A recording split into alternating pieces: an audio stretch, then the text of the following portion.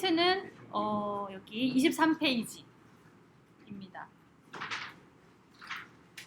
로뮬루스 얘기를 한번 해보죠. 이거 안 했죠?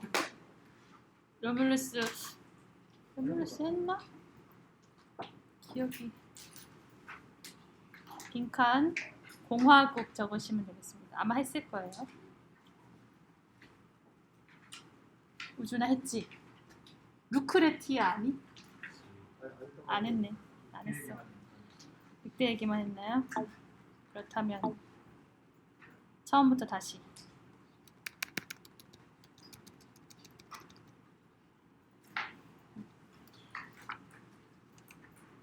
늑대 얘기. 문제는 얘네들이 엄마 아빠도 없이 지금 왜 늑대 젖을 먹고 있느냐는 거죠. 로뮬루스와 레무스 쌍둥이가. 이 중에 이제 로뮬루스가 로마를 세우는 건국 시조가 되는데 왜 이렇게 된 건지 그 프리퀄을 한번 살펴보면 이렇습니다. 옛날에 기억나세요? 트로이 전쟁 배웠을 때 트로이가 이제 그리스 연합군에 의해서 함락을 당하고 몰락하는데 빠져나온 그 왕자가 있습니다. 아이아네스라고. 그래서 눈물을 머금고 유이민과 함께 도망쳐서 배 타고 이탈리아 반도에서 이제 로마를 세우는데 이건 사실 조작된 거라 그랬었죠. 그리스 문명을 너무 대단해가지고 로마인들이 자기들의 신화를 약간 조작한 거죠. 그리스에 대비될 만큼 강성했던 트로이가 사실 그 후손이 로마를 세운 거다. 그리스와 로마는 대등하다. 뭐 이런 느낌으로요. 하여튼 그 후손들이 이제 나라를 세워 살고 있었는데 16대 왕쯤에 와서 동생이 찬탈합니다. 왕위를. 그러면서 이제 왕족이 이렇게 넘어가는데 여기에 형 쪽에 후손이 남아있으면 안 되잖아요. 그래서 이제 유일한 딸이 있었는데 이 실비아를 베스타 무녀로 만들어버립니다. 로마 시내 가면 베스타 신전이라고 있고 여러분 그리스어로 헤스티아가 더 익숙할 겁니다. 헤스티아 들어보셨죠? 헤스티아 누구죠? 덤만추에 나온 헤스티아. 그 뭔가 가정의 신입니다.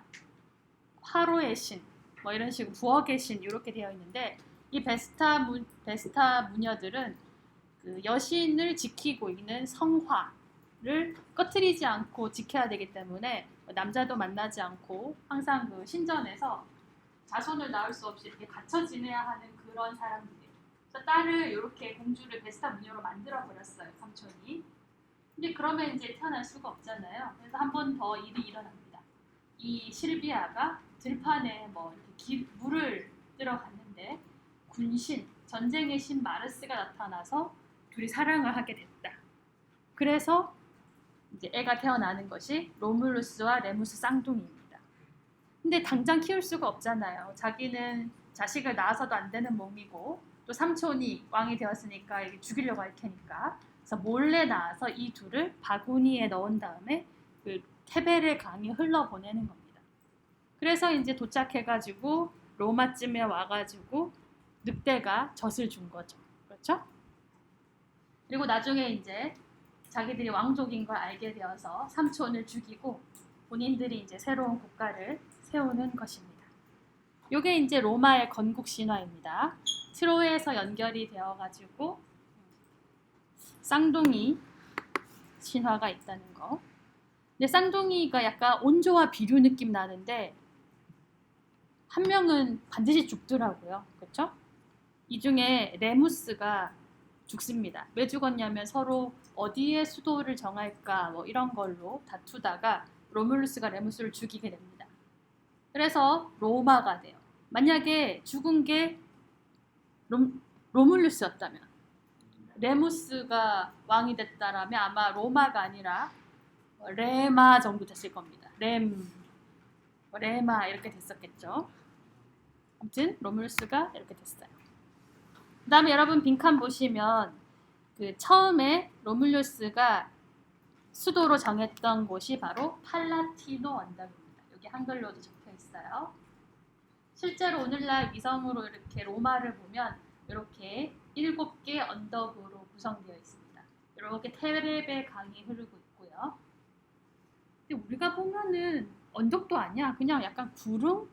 SRC에서 본관 보는 느낌? 그 정도 높이인데 쟤네들이 힐이라 그러더라고.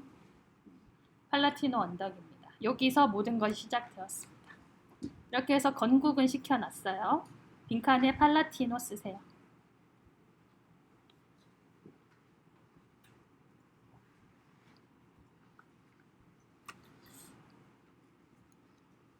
마우스를 왜 저렇게 재빠르게 움직이지?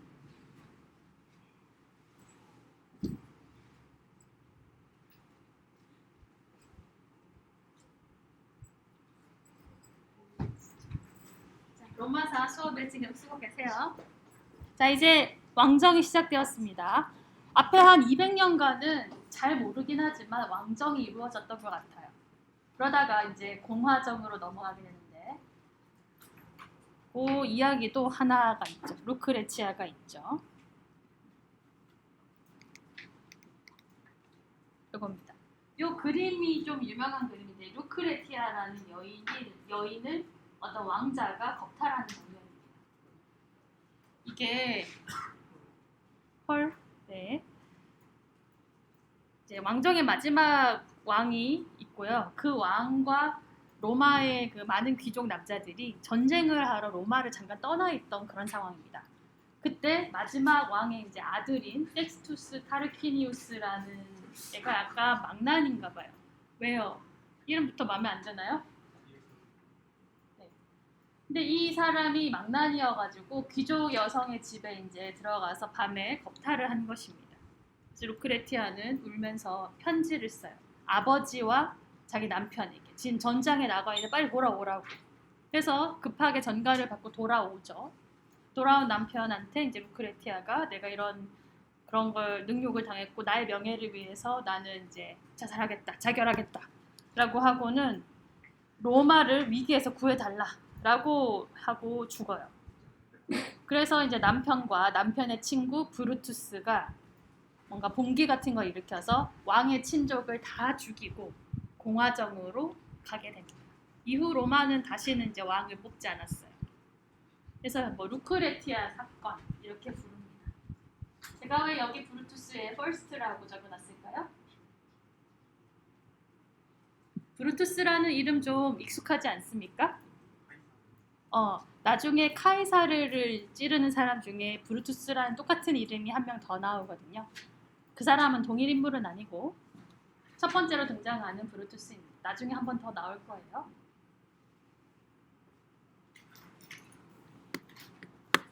그렇게 해서 이제 공화국으로 가겠습니다. 그리고 여러분 요거 하나 필기해 주실래요? 공화국 공화정에다가 레스 푸블리카 하나 적어놔 주세요. 라틴어거든요. 레스 푸블리카.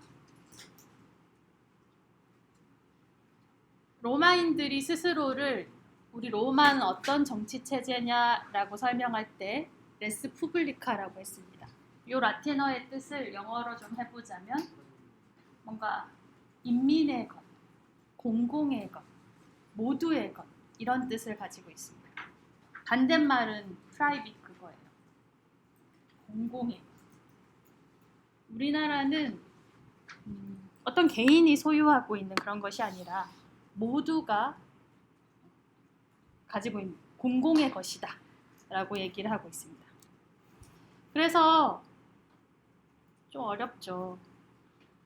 여러분 공화국이라는 건 기본적인 뜻은 왕이 없다라는 건데 이따 여러분이 보시면 알겠지만 다양한 형태가 공존할 수 있습니다.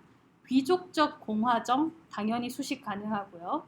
민주적 공화정 가능합니다. 그러니까 민주정이랑은 공존할 수 있는 것이에요. 우리나라 대한민국 헌법 1조도 대한민국은 뭐다? 2조? 민주공화국이다. 그러니까 민주정과 공화국이 섞인 말이잖아요. 그런 수식이 가능한 것이에요. 이 공화정의 요소는 법에 의한 지배, 법치와 공공성 이 두 가지만 충족이 되면 뭐든지 공화국이라고 사실 부를 수 있거든요. 그래서 북한의 정식 국가 명칭이 뭡니까? 조선 민주주의 인민공화국인데 틀린 건 아니에요. 네. 거기도 법과 공공성이 살아있으면 공화국이라고 얼마든지 부를 수 있거든요. 틀린 말은 아니다. 뭔가 투표 방법 이런 걸로 결정되는 것은 아닙니다. 법과 공공성만 있으면 어디든 공화정이라고 할 수 있어요. 사실 왕정도 공화정이 될 수도 있죠. 그렇게 좁게 평가하자면. 네. 그래서 공화국이 세워졌습니다. 지금부터 배울 것은 또 하나의 개념인데, 처음에는 귀족들이 주도하던 이 로마 공화정이 점점 이 평민들을 흡수해 가서 평민들이 참정권을 얻어가는 그 과정이 서술이 되어 있습니다. 민주적 공화정 시기에서 제가 기역부터 뒷페이지의 미음까지 그 과정을 하나씩 적어놨어요. 한 200~300년간에 걸쳐서 호민관 설치, 평민회를 부족회로 확대 개편, 12표법 제정, 다음에 뒷페이지에 집정관 중 한 명은 평민 선출이나 이런 부족회 결의한 사항이 국법으로 인정된, 이게 BC 272년이잖아요. 거의 200~300년간에 걸쳐서 조금씩 이 민주적인 형태의 공화정이 완성되어 갑니다. 그것이 이제 중요하고, 여러분은 이 하나하나의 것이 어떻게 해서 평민의 권한, 참정권을 올려주는지 그것을 알아두시면 되겠습니다. 빈칸 한번 다 써볼까요? 네. 호민관, 거부권, 부족회, 12표법, 최초 통혼입니다.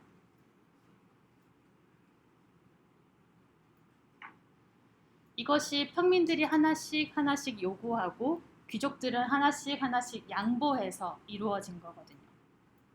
그리고 다 이제 완성된 다음에 구조가 그 다음 페이지에 나와 있습니다. 이거는 과정으로 보는 것이고 뒤에 이제 완결판이 있어요. 설명해 볼까요? 이걸로 해볼게. 이거는 저번 설명했는지 모르겠는데 구글어스 보면서 했나? 마치 폴리스 사회의 아고라 같은 것이 로마에도 있습니다. 그렇죠? 아고라가 낮은 그 저지대라기보다는 평지에, 아크로폴리스 말고 거기에 시장과 여러 가지 공공기관이 있는 장소를 아고라라고 했잖아요. 토론이 이루어지는 장소. 그런 게 로마에서는 포럼이라고 하는 공간이 있습니다. 로마의 포럼. 그렇죠?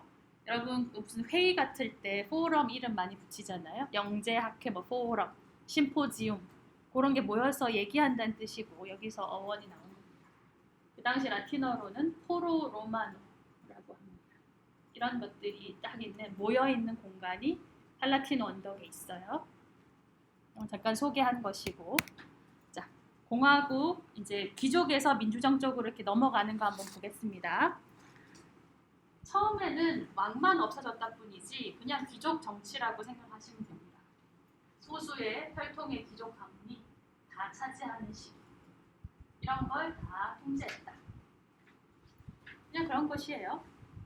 그러다가 하나씩 이제 허용이 되는 것인데, 그 프린트는 제가 안 적어놨지만 여러분 일반 교양 상식으로 알아둘 만한 제도 하나를 소개하려고 합니다. 많이 들어보셨을 거예요. 로마의 후원 제도라고.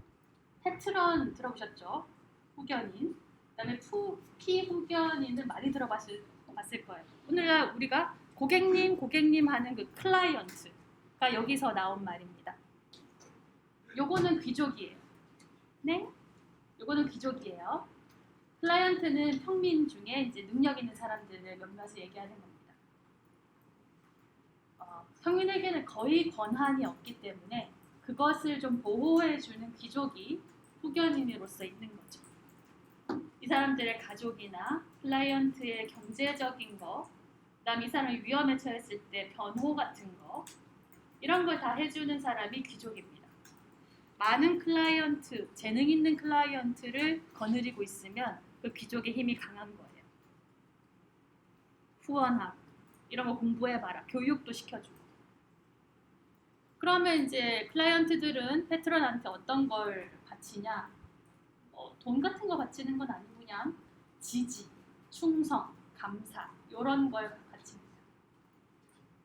만약에 투표를 해야 하는 상황이 왔을 때 귀족이 원하는 대로 내가 모시는 패트런이 원하는 대로 투표를 한다던가 이런 방식이죠. 그래서 공화국 초기에는 평민들을 이런 식으로 귀족이 약간 세력 아래에 놓고 있었던 겁니다. 근데 더 이상 이런 식으로 관계가 유지될 수가 없어요. 평민들이 이제 점점 요구하기 시작하죠. 다음 페이지로 넘어가겠습니다. 그래서 어떻게 이제 평민들이 도전을 하게 되냐? 바로 전쟁입니다. 전쟁. 로마가 끊임없이 이제 전쟁을 하고 영토를 확장시켜 나가거든요. 그 영토 확장 과정이 곧 평민들의 권리 신장 과정입니다. 왜냐? 무력이 사람들이 필요한데 그게 바로 평민들이 해줄 수 있는 거거든요. 한 번은 494년 정도에 로마가 침입을 받았는데 이 3에서 5등급 평민, 지금 등급 자체는 설명이 안 되어 있는데 그냥 들어보세요. 이따 말씀을 드릴게요. 3에서 5등급 평민들이 안 싸우겠다면서 산 위로 올라가 버립니다. 농성을 하는 것이죠. 지켜야 되는데 소수의 기병이나 중장 보병 같은 사람들만으로 지킬 수가 없는 거예요. 그래서 평민들이 요구하는 것들을 들어주기 시작했습니다. 이런 식의 방법으로 자기들의 어떤 군사적인 가치를 증명하는 방법으로 하나씩 얻어냅니다. 기억에 나오는 호민관 선출이 생겼고요. 이따 설명하겠지만 호민관은 100% 평민들을 보호하기 위한 관직입니다. 그 다음에 니은에 이 평민회가 다시 부족회로 확대 개편되는 것도 평민들한테 좋은 겁니다. 여기까지 이제 기억 니은을 설명했고 이 3에서 5등급이 뭔지 호민관이 뭔지 평민회는 뭐고 부족회로 바뀌면 뭐가 좋은 건지는 이제 학습지 보면서 설명을 드릴게요. 학습지에 일단 호민관 볼까요?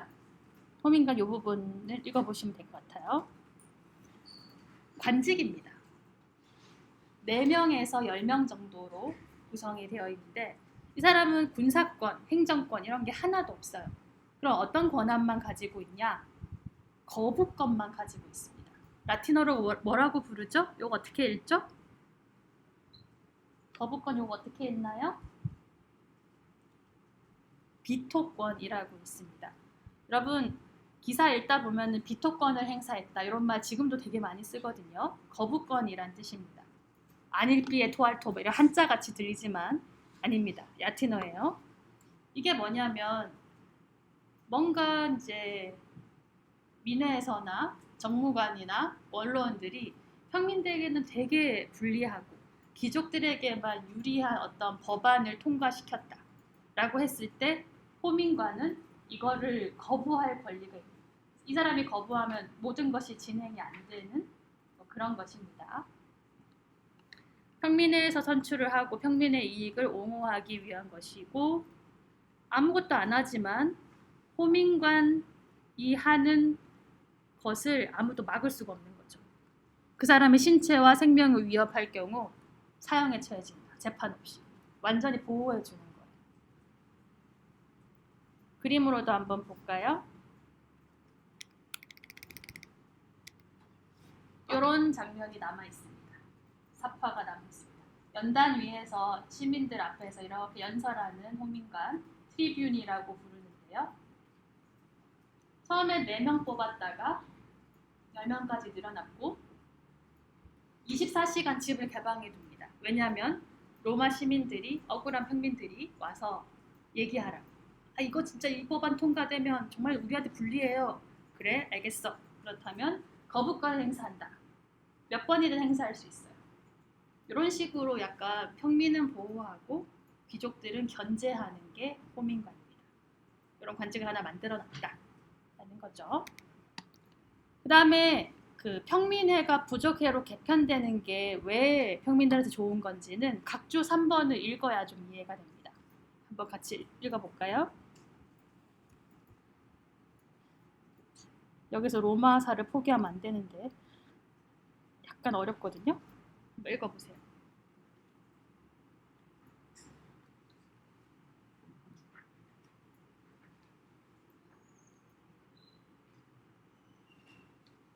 선생님 지금 하는 거 3개 정도 여유 있는데 혹시 4개 정도 여유 있는데 혹시 없는 사람 줄까?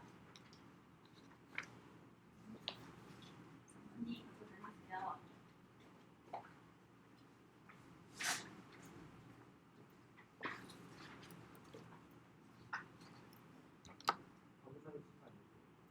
어?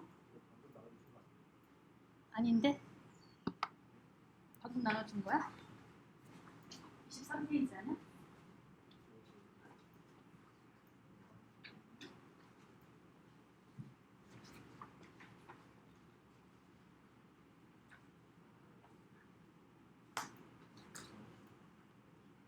로마도 참 오래 있었던 나라이기 때문에 자세히 들어가면 아주 복잡하죠.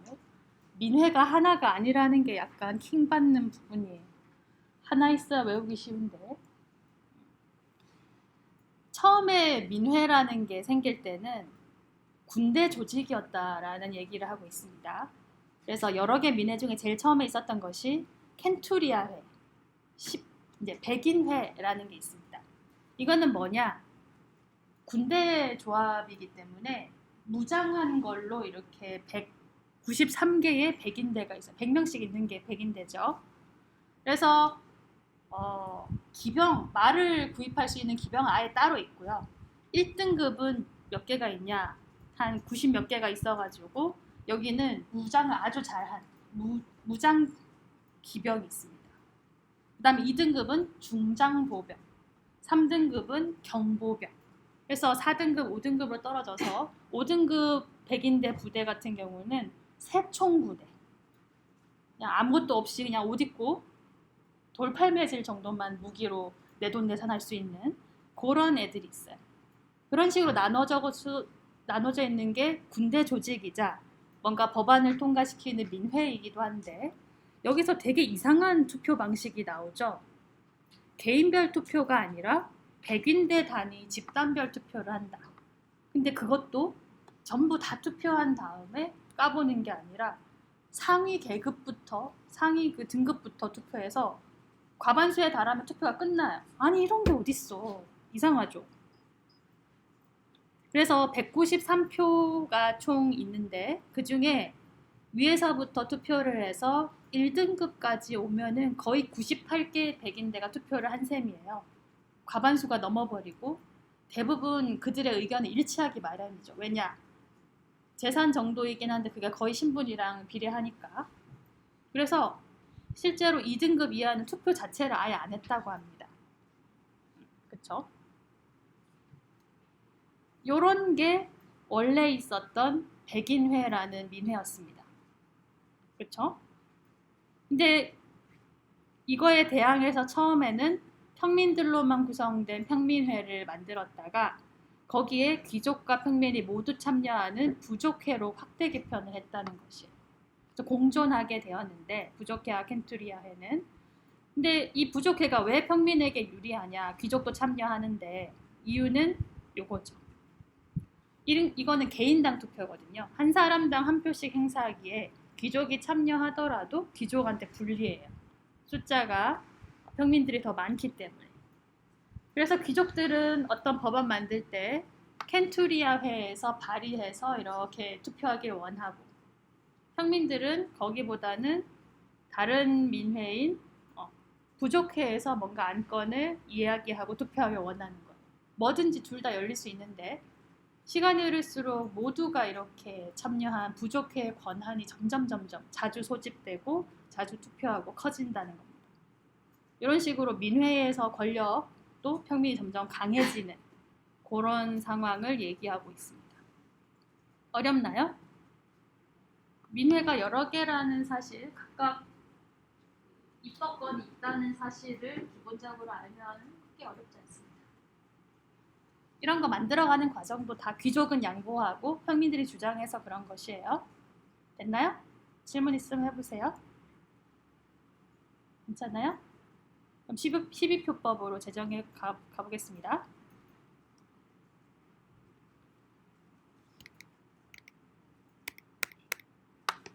이것은 말 그대로 12개의 법을 이렇게 적어 놓은 것인데 12개라는 숫자가 중요하다기보다 이게 중요합니다. 계시. 이거를 여기 그림에 나오듯이 광장에 12개의 타블렛을 걸어두거든요. 최초의 성문법입니다. 여러분, 성문법이라는 게 참 어려운 말이죠. 무슨 뜻이에요? 성문법?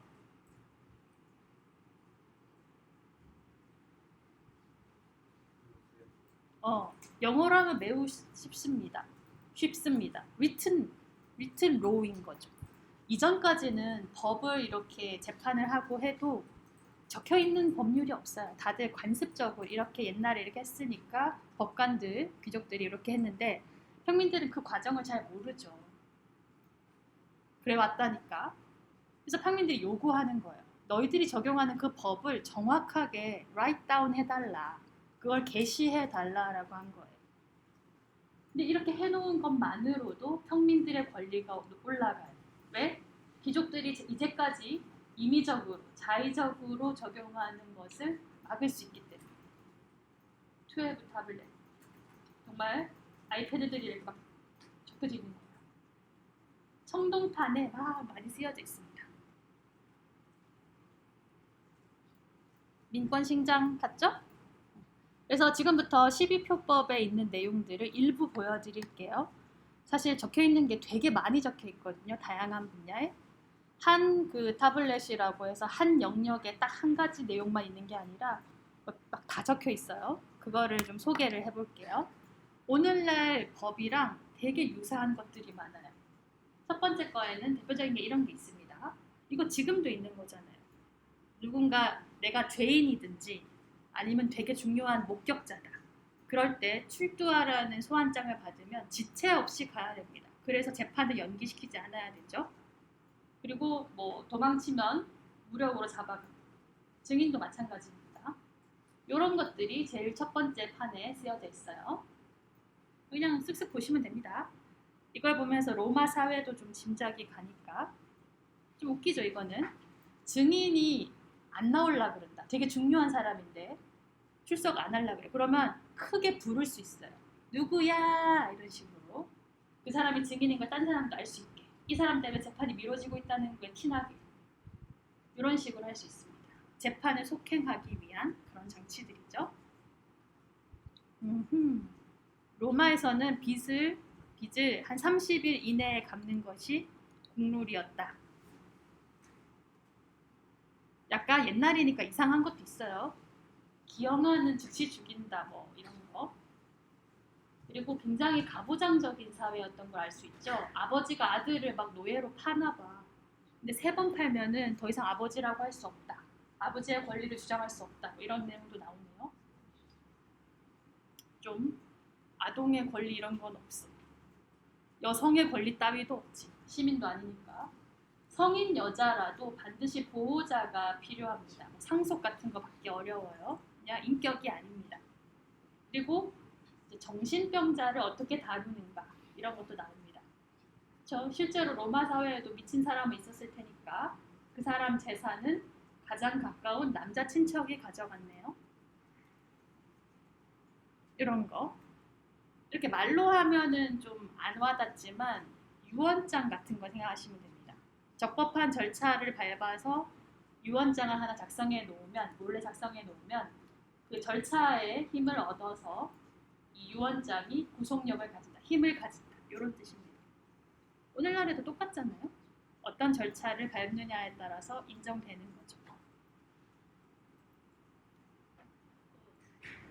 읽어보시면 나뭇가지가 이렇게 바깥으로 나갔을 때 그 열매가 누구의 소유인가, 뭐 이런 것들 나와 있고요.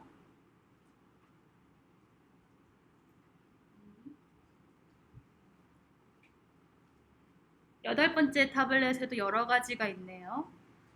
여기 보시면 자유인과 노예가 약간 피해를 받았을 때 차이나게 처벌한다는 걸 알 수 있고요. 마지막에 이게 뭐지? 내 집에 들어온 도둑을 만약에 내가 저항하다가 죽여버렸다. 그럼 나는 어떻게 보호받죠? 무슨 법에 의해서? 정당방위라고 하죠. 그렇죠? 로마의 경우는 정당방위가 아주 잘 적용이 되었어요. 하지만 오늘날 대한민국은 오늘날 대한민국이 전 세계에서 정당방위가 가장 좁게 인정되는 나라입니다. 여러분 기사 가끔 나오면 보실 텐데요. 모르고 실수로 도둑 죽여도 과하게 했다고 살인죄로 들어갑니다. 주인이, 집주인이. 절대 정당방위 잘 인정해주지 않아요. 왜 그런지 모르겠어요. 약간 악용의 여지 때문인지. 정당방위. 그다음에 뭐 공화국 자체가 모두의 것이니까 이런 판결 같은 데에 뇌물 받으면 바로 사형입니다. 이거는 당연한 것이고. 이상한 게 또 나오네. 장례식에서 울면 안 된대. 이런 게 왜 나왔는지 모르겠어. 이런 것도 한번 파보면 다 뭔가 생긴 연유가 있겠죠. 그 다음에 여러분 통혼 금지라고 썼던 거 이건 좀 중요합니다. 이게 평민의 권리가 신장되고 있는 과정에서 이제 게시된 거니까 아직까지 결혼이 안 됐었나 봐요. 서로. 평민은 평민끼리, 귀족은 귀족끼리. 통혼 금지가 나와 있습니다. 근데 조금 뒤에 가면은 이제 학습지에 없는데 허용됩니다. 이런 게 사라지는 순간이 와요. 마지막엔 이런 게 적혀 있습니다. 노예가 죄를 지으면 노예만 벌받고 주인은 안 받네요. 이러면 노예한테 다 시키겠다, 그렇지? 이런 것들 한번 그냥 쓱 봤습니다. 됐어요. 자, 그럼 다음 페이지로 넘어가 볼까요? 이렇게 평민의 권리가 여러 가지로 신장이 되어 왔습니다. 다음 페이지에 요까지. 이건 그냥 읽어보세요. 집정관이 아직 잘 뭔지 모르겠는데 둘 중 한 명은 평민 계층에서 선출하게 강요하는 것. 이것도 굉장히 권위가 높아진 거고. 나중에 되면 이 민회에서 결의한 법이 원로원의 승인 절차 없이도 바로 법으로 인정되는 게 있습니다. 이거 차차 설명해 드릴게요. 빈칸 한번 채워보세요. 이제 정리를 해봅시다.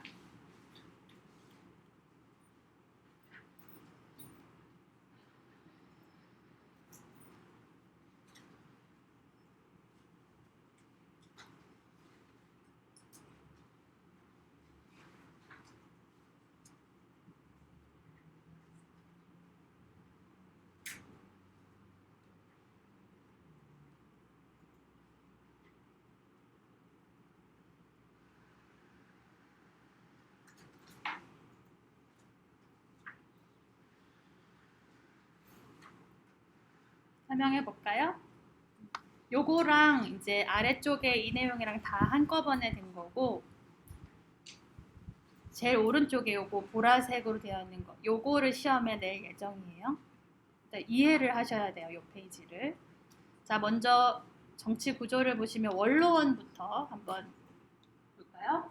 원로원은 한 300명 정도로 구성된 귀족들 간의 회의기구다. 주로 정무관을 퇴임한 사람들로 구성된다. 정무관 여기 있는 사람들입니다. 정부 관료였던 사람이 퇴임하고 여기 모여 있는 거죠. 그래서 집정관이 소집하면 모여가지고 여러 가지를 이제 이야기합니다. 최고 권력 기관이고 정무관이 뭘 하려고 할 때 원로원의 결의라는 비토권이 여기도 있습니다. 집정관이 하는 거예요. 비토권 한번 행사할 수 있는 원로원의 결의라는 제도가 있었습니다. 그럼 여기 자꾸 나오는 정무관은 뭐냐? 그러면 이제 행정관이라고 생각하시면 되는데 종류가 좀 많아요.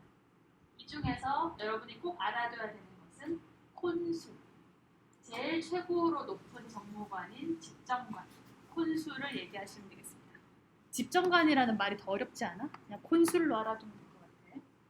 혹시 아테네의 집정관 이름 기억나시나요? 몰라도 됩니다.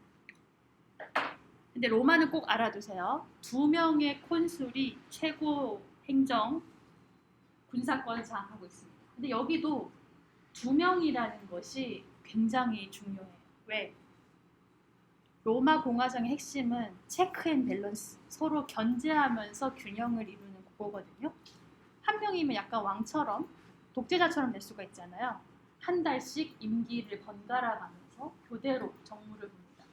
만약 전쟁에 참전하면 나머지 한 사람은 꼭 국내에 남고 이런 식으로 서로 집장관끼리도 견제하고 민회를 소집하고 원로원을 소집하는 권한이 있습니다.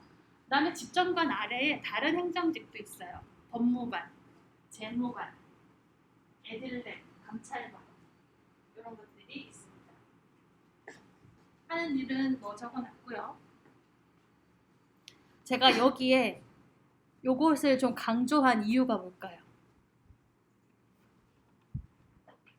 아테네랑 비교 밑에 써놓으세요. 아테네 민주정과 비교. 아테네에서는 이런 공무원들, 이제 이 정무관들이 보수가 무보수였나요? 보수가 있었나요? 네, 바로 수당제였습니다. 여기서 이제 아테네 민주정이라는 건 완성된 페리클레스 시대를 얘기하는 것인데 막 돈 줬죠. 연극만 봐도 돈 줬는데 뭐. 그 다음에 아테네에서는 선출했나요? 선출하는 관직은 딱 하나밖에 없었고 장군직. 대부분 뭘 했어요? 추첨했어요. 그거랑 비교하라고 굵게 해놓은 겁니다.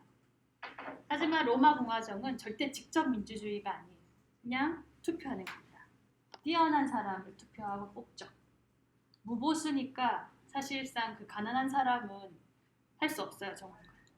귀족들한테 있는 거죠. 이건 변함없습니다. 이유식이라도. 그 다음에 금방 봤던 민회, 그 중에서 평민회 얘기입니다. 비토권 얘기했고.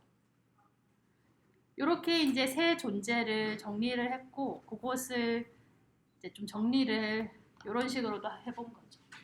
로마 시민들이 민회가 3개 정도 있어요. 쿠리아회는 아주 옛날에 있었던 민회인데 거의 기능을 상실해서 사실 몰라도 되고, 틴투리아회가 원래 군인 그걸로 있었고, 그 다음에 평민회가 생기고, 평민회가 부족회로 확대되고, 이렇게 3개가 있습니다. 평민회에서는 이제 이렇게 호민관을 뽑아서, 호민관은 원로원과 집정관 양쪽으로 거부권을 행사할 수 있었죠. 그 다음에 켄투리아회에서는 끝까지 이 약간 고위 공무원들을 뽑는 것을 담당했었는데요. 콘수를 선출합니다. 그리고 이 집정관의 원로원 좀 자문해주고 이렇게 되었습니다. 또 여기에서 모든 게 또 표현이 안 되니까 하나 더 만들었지. 요거가 시험에 나오는 겁니다. 여러분 필기 다 되어 있는데 화살표 위아래 것이 필기가 안 돼 있을 거예요. 그것을 적으세요.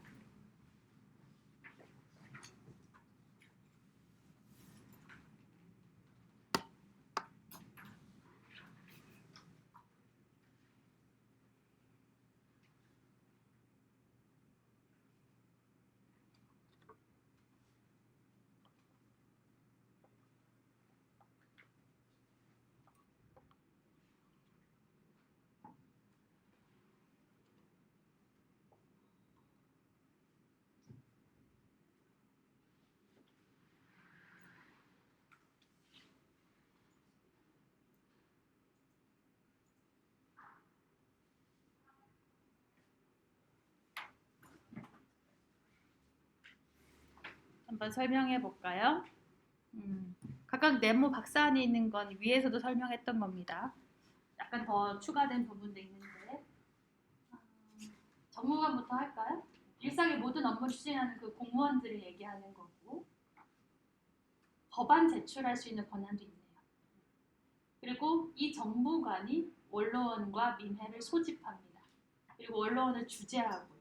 주재한다는 건 회의에 어떤 장이 돼가지고 발표권을 주고 뭐 이렇게 진행을 한다는 거예요. 그 정도 권한밖에 없어요. 견제 권한. 그럼 원로는 뭐냐? 좀 이거 영역 같은 건 말 안 해준 거죠. 재정과 외교를 전담하고요. 정무관 다 했던 사람들이니까 조언도 많이 해줍니다. 그리고 이제 정무관이 뭔가를 이걸 꼭 해야겠습니다 라고 했을 때 원로원의 결의로 거부할 수 있고요. 이것도 가능하죠. 예산 지급 거부. 이 재정을 전담하고 있기 때문에 정무관이 이번에 꼭 축제하겠습니다. 예산 주십시오. 안 줘버리는 거예요. 그게 이제 예산으로서 정무관을 컨트롤하는 방법이죠. 그 다음에 이제 평민들의 권한인 이 부족회. 호민관과 함께 양쪽으로 거부권이 있습니다. 호민관의 거부권, 가장 강력한 거죠. 가장 힘이 약한 민회이기 때문에 이렇게 많은 큰 권한을 준 겁니다. 강력한 걸. 그다음에 정무관은 별로 이제 견제할 수 있는 건 없어요. 민회 소집권 정도. 소집을 안 하면 민회가 열리지 않으니까 그 정도로 견제를 합니다. 그다음에 원로원은 어떤 식으로 평민들을 견제하냐? 뭐 같아요? 요거요. 법률 승인. 이 부족회에서 뭔가 법률안을 만들잖아요. 투표를 해서 통과 됐어요. 그럼 그걸 마지막으로 검토하는 것이 원로원입니다. 그래서 이 원로원이 최종 승인을 해줘야 완전히 국법이 되는데 이거를 가끔 원로원이 안 해주는 식으로 견제를 했던 거죠. 근데 시간이 흐르면 이것도 어떻게 된다? 해주잖아요. 기억나세요? 요거. 기원전 272년 정도가 되면은 원로원의 승인 없이도 국법으로 인정된다는 법이 이제 평민들의 투쟁으로 또 통과가 됩니다. 나중엔 그렇게 되지만 초기에는 이랬다는 거죠. 다 적었어요? 여러분 이거 제목도 써줘요. 위에 제목이 없잖아요. 이거 로마 공화정의 견제와 균형 써주세요.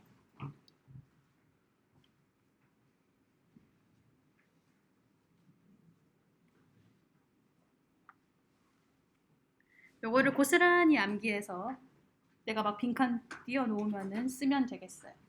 그럼 질문 한번 해볼까요? 일단은 이해되시나요? 다른 반 친구가 질문한 건데 원로원의 거부권이 이거 원로원의 결의라고 그랬잖아요. 근데 이거를 뭐 여기에다가는 발의하지 못하냐? 이거랑 호민관의 거부권이 서로 충돌하면 어떻게 되냐? 뭐 이런 질문을 한 친구들이 있었는데 이렇게 해결하시면 됩니다. 원로원의 결의라는 건 정무관에 대한 것에만 발의할 수 있어요. 민회의 결정 사항에는 발의할 수 없습니다. 오케이? 그래서 호민관의 거부권으로 반박할 수 없고 그냥 법률 승인 안 해주는 것 정도만 견제할 수 있어요.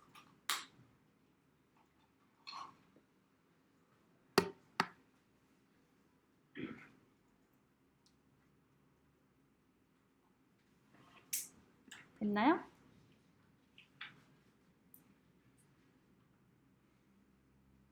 어렵죠?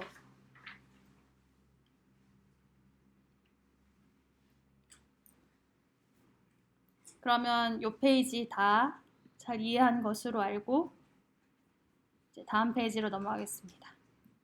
다음 페이지는 좀 쉬고 할게요. 10분간 쉬고 하겠습니다.